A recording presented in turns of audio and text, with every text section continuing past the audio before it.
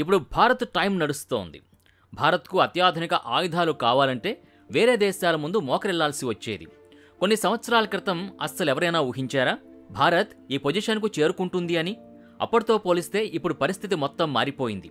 Azerbaijan మరియు Armenia దేశాల మధ్య సరిహద్దు వివాదం అనేది నడుస్తూ ఉంది. ఎంతలా అంటే యుద్ధమేఘాలు కమ్ముకునేంతలా. ఆర్మేనియా భారత్కు అత్యంత మిత్రదేశం. యుద్ధంలో అజర్బైజాన్కు ఆర్మేనియా గట్టిగా సమాధానం ఇవ్వలేకపోతోంది. అప్పుడే ఫీల్డ్లోకి ఎంటర్ అయ్యాయి భారత్ యొక్క ఆయుధాలు. ఆ తర్వాత మన భారత్లో తయారు చేసిన అత్యాధునిక ఆయుధాలతో అజర్బైజాన్కి చుక్కలు చూపించింది ఆర్మేనియా. దెబ్బకు ప్రపంచ దేశాలన్నీ ఆర్మేనియా వైపు చూశాయి. అజర్బైజాన్ అస్సలు ఊహించలేదు ఆర్మేనియా దెబ్బ ఇంతలా ఉంటుందని. ఇప్పుడు భారత్ యొక్క ఆయుధాలతో యుద్ధాల్ని గెలిచే పరిస్థితి లేదా యుద్ధంలో గట్టి పోటీ ఇచ్చే పరిస్థితి వచ్చిందంటే భారత్ యొక్క ఆయుధాల పవర్ ఏంటనేది మనం ఇక్కడ అర్థం చేసుకోవచ్చు. భారత్ ఆర్మేనియాకు అత్యాధునిక ఆయుధాలు అందించింది.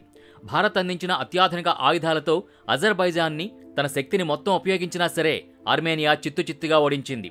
ఆర్మేనియా భారత్ నుంచి తీసుకున్న ఆయుధాలతో మనకు చెక్ పెడుతుందని భావించిన అజర్బైజాన్ కూడా భారత్ని ఆయుధ సహాయం కోరింది. కానీ అజర్బైజాన్కి ఆయుధాలు ఇవ్వడానికి భారత్ నిరాకరించింది. ఎందుకంటే అజర్బైజాన్కి టర్కీ, పాకిస్తాన్ దేశాలు మంచి మిత్రదేశాలు. దీంతో తన వినతిని రిజెక్ట్ చేయడంతో భారత్ ఎప్పుడూ శత్రు దేశాలకి ఆయుధ సహాయం చేయదనే మెసేజ్ అజర్బైజాన్కు వెళ్ళినట్టయింది. ఇంకోవైపు టర్కీ మరియు పాకిస్తాన్కి కూడా భారత్ యొక్క రాజకీయ వ్యూహం ఏంటనేది అర్థమైంది. భారత్ ఆయుధాలు తన మిత్రులకి మాత్రమే ఇస్తుంది, శత్రు దేశాలకి ఇవ్వదు అని వాటికి కూడా అర్థమైంది. ఇక్కడ భారత్ యొక్క ఆయుధాల పవర్ గురించి అనేది డిస్కషన్ పాయింట్ కాదు. భారత్ యొక్క సరికొత్త ఆలోచనలకున్న బలాన్ని ఇక్కడ మనం అర్థం చేసుకోవాలి. ఒకప్పుడు ఏ దేశమైనా ఆయుధాలు అమెరికా, రష్యా, ఫ్రాన్స్ దేశాల నుంచే కొనేవారు. భారత్ కూడా ఒక 10 సంవత్సరాల క్రితం వరకు కూడా ఈ దేశాల వద్దే ఆయుధాల్ని కొనుగోలు చేసేది. కానీ ఇప్పుడు పరిస్థితి మొత్తం మారింది. ఇప్పుడు మెజారిటీ దేశాలు భారత్ వద్దకు ఆయుధాల కోసం క్యూ కడుతున్నాయి. అయితే ఆర్మేనియా, అజర్బైజాన్ మధ్య యుద్ధమేఘాలు కమ్ముకున్న సమయంలో భారత్ వ్యవహరించిన రాజనీతి అనేది అంతర్జాతీయంగా చర్చనీయాంశంగా మారింది. మీరు కనుక ఈ మ్యాప్లో చూస్తే భారత్ యొక్క పశ్చిమ సముద్ర తీరంలో ఆర్మేనియా, అజర్బైజాన్ దేశాలనేవి ఉంటాయి. మీరు ఈ మ్యాప్లో టర్కీని మరియు పాకిస్తాన్ని కూడా చూడొచ్చు. అజర్బైజాన్, టర్కీ, పాకిస్తాన్ దేశాలు చాలా కాలం నుంచి చాలా మంచి మిత్ర దేశాలు. అజర్బైజాన్, టర్కీ, పాకిస్తాన్ దేశాలు ఎంతటి మిత్ర దేశాలంటే కశ్మీర్ విషయం ఎక్కడ ఏ వేదిక మీద ప్రస్తావనకొచ్చినా అజర్బైజాన్, టర్కీ దేశాలు పాకిస్తాన్కు మద్దతుగా నిలుస్తాయి. ఇటు ఆర్మేనియా దేశం భారత్కి చాలా మంచి మిత్రదేశం. జమ్మూ కాశ్మీర్ విషయంలో కావచ్చు, అంతర్జాతీయ వేదికల మీద ప్రతి విషయంలోనూ భారత్కి మద్దతు ఇస్తుంది. ఆర్మేనియా మరియు అజర్బైజాన్ల మధ్య సరిహద్దు వివాదం అనేది ఎప్పటినుంచో నడుస్తూ ఉంది. అలాగే భారత్ కూడా ఆర్మేనియాకు ఆ దేశంలో అంతర్గత విషయాలకి మరియు అంతర్జాతీయంగా ఆర్మేనియాకు సహాయం కావాల్సి వచ్చినప్పుడు భారత్ ఎప్పుడూ మద్దతు ఇస్తూనే ఉంది.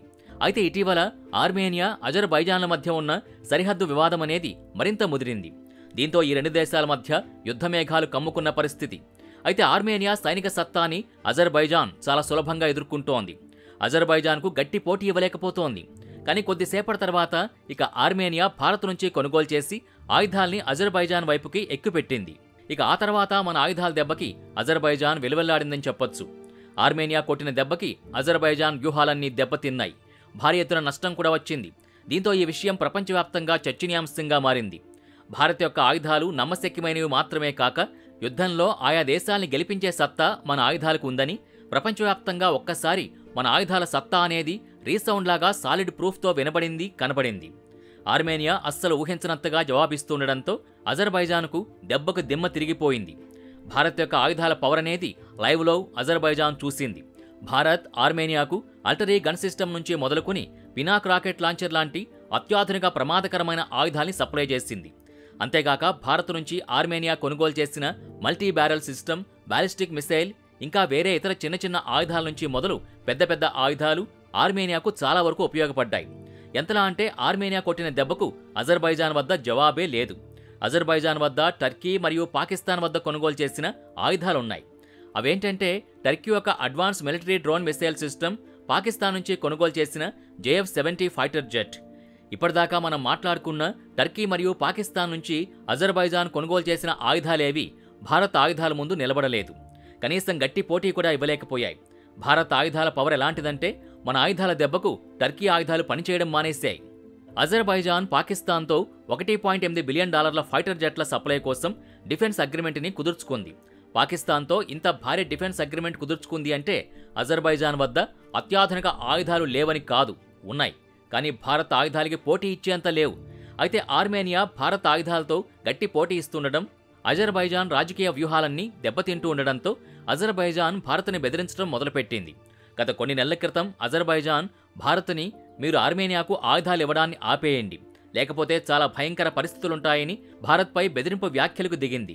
అయితే భారత్ మాత్రం అజర్బైజాన్ యొక్క మాటల్ని అస్సలు లెక్కలోకి తీసుకోలేదు సరికదా, ఆర్మేనియా అడిగిన ఆయుధాల్ని కూడా ఇవ్వడం మొదలుపెట్టింది. దీంతో ఆర్మేనియా చేతిలో భారత్ ఆయుధాలు దుమ్ము దులుపుతుండడంతో భారత్ యొక్క అంతర్జాతీయ రాజకీయ వ్యూహం, భారత్ ఆయుధాల సత్తా అనేది ప్రపంచవ్యాప్తంగా రీసౌండ్లా మోగింది. ఇక ఆర్మేనియా దెబ్బకు అజర్బైజాన్ కుప్పకూలిపోయింది. అయితే డైరెక్ట్గా భారత్ని అడిగితే ఆయుధాలు ఇవ్వడం లేదని ఇంకొక రూట్లో దొంగలాగా భారత్తో సఖ్యతగా ఉండే మూడో దేశంతో చేతులు కలిపి భారత్ యొక్క ఆయుధాల్ని సంపాదించాలని ప్లాన్ చేసింది. ఎలాగైనా భారత్ ఆయుధాల్ని సంపాదించి ఆర్మేనియాని గట్టిగా ఎదుర్కోవాలని అజర్బైజాన్ యొక్క వ్యూహం. కానీ భారత్ ఉద్దేశం మాత్రం చాలా క్లియర్గా ఉంది, మన శత్రు దేశాలకు ఎట్టి పరిస్థితుల్లో ఆయుధాలు ఇవ్వకూడదని. అయితే అజర్బైజాన్ భారత్తో ఫ్రెండ్లీగా ఉండే దేశంతో మధ్యవర్తిత్వం కోసం రాయబారం చేయించడం మొదలుపెట్టింది. ఆ దేశం భారత్తో అజర్బైజాన్ మీతో లాంగ్ టర్మ్ డిఫెన్స్ డీల్ చేసుకోవాలని అనుకుంటోందని అనగానే వెంటనే భారత్ ఆ రిక్వెస్ట్ని రిజెక్ట్ చేసింది. భారీగా డబ్బులొస్తాయని భారత్ ఒప్పుకుంటుంది అని అనుకుంది అజర్బైజాన్. కానీ డబ్బు కన్నా ఫ్రెండ్షిప్కే ఎక్కువ వాల్యూ ఇస్తుందని చెప్పకనే చెప్పింది. అంతేకాక భారత్ అజర్బైజాన్ కోసం మధ్యవర్తిత్వం చేసిన దేశంతో డైరెక్ట్గా ఇలా చెప్పేసింది, శత్రు దేశాలకు ఎంత డబ్బిచ్చినా మా ఆయుధాల్ని మాత్రం ఇవ్వలేం. అంతేకాక శత్రు దేశాల కోసం ఏ మధ్యవర్తిత్వం మాకు అక్కర్లేదు, వాళ్లే డైరెక్ట్గా అడగచ్చు, వాళ్ళు అడిగినా కూడా మా సమాధానం ఇలాగే ఉంటుందని చెప్పింది. అయితే ఈ రెస్పాన్స్ అనేది కేవలం అజర్బైజాన్కు మాత్రమే కాదు, టర్కీ, పాకిస్తాన్కు కూడా పరోక్షంగా వార్నింగ్ ఇచ్చింది భారత్. భారత్ అజర్బైజాన్ని కనీసం లెక్కలోకి తీసుకోకుండా ఆర్మేనియా వైపు నిలబడ్డంతో భారత్ అవలంబించిన రాజకీయ వ్యూహానికి సంబంధించిన చాలా విషయాలున్నా 2-3 విషయాలు మనం మాట్లాడుకోవాలి. మొదటిది, భారత్ తనకెంత డబ్బివ్వాలని చూసినా లేక ఇచ్చినా శత్రుదేశం వైపు అస్సలే నిలబడదు. మనల్ని నమ్ముకున్న మిత్రదేశం వైపే ఎటువంటి కఠిన పరిస్థితులు ఎదురైనా సరే ఎదురొడ్డి నిల్చుంటుంది. రెండోది, భారత్ యొక్క ఆయుధాల సత్తా. చాలా పకడ్బందీ రాజకీయ వ్యూహాన్ని పన్ని ఆర్మేనియాకు సహాయం చేసి భారత్ యొక్క సత్తా అనేది వెలుగులోకొచ్చింది. ఈ 2 విషయాలతో మనకు భవిష్యత్తులో చాలా మంచి లాభాలు జరిగే అవకాశాలు ఎక్కువగా ఉన్నాయి. ఎందుకంటే రానున్న రోజుల్లో భారత్ ఇంకా మరింతగా గ్లోబల్ లీడర్గా ఎదుగుతున్న క్రమంలో ఇటువంటి గుడ్ రిజల్ట్స్ అన్నవి భారత్ యొక్క సత్తాని ప్రపంచం ముందు చాటడానికి ఒక మంచి బూస్ట్ ఇచ్చినట్టుంటుంది. అయితే ఆర్మేనియాకు భారత్ ఆయుధాలు చాలా రకాలుగా హెల్ప్ కావడంతో టర్కీ, పాకిస్తాన్ ఇప్పుడు పునరాలోచనలో పడే అవకాశం ఉంది. ఎందుకంటే భారత్ డైరెక్ట్గా యుద్ధంలో పాల్గొనకపోయినా భారత్ ఆయుధాలైతే యుద్ధంలో పాల్గొన్నాయి. వాటి సత్తా ఏంటనేది కూడా తెలిసింది. రేపు ఇదే పరిస్థితి మనతో పెట్టుకున్న వాళ్ళకు కూడా ఉంటుంది కదా. అందుకే భారత్తో కయ్యం పెట్టుకోవాలని చూస్తున్న వారికి, ఎప్పటినుంచో కయ్యం పెట్టుకుంటున్న వారికి లైవ్లో సమాధానం దొరికినట్టు అయింది. మరి ఆర్మేనియాకు సపోర్ట్ చేయడాన్ని, అజర్బైజాన్ని రిజెక్ట్ చేయడాన్ని మీరెలా చూస్తున్నారు? మీ అభిప్రాయాన్ని కామెంట్ బాక్స్లో కామెంట్ రూపంలో తెలియచేయండి.